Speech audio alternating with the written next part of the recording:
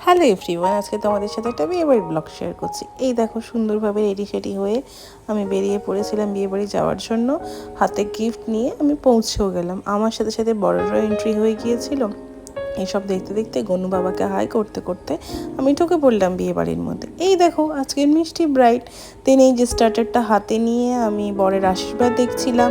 দেন আমি চারদিকে দেখছিলাম কাকে কীরকম সুন্দর লাগছে, কে কীরকম সেজেছে।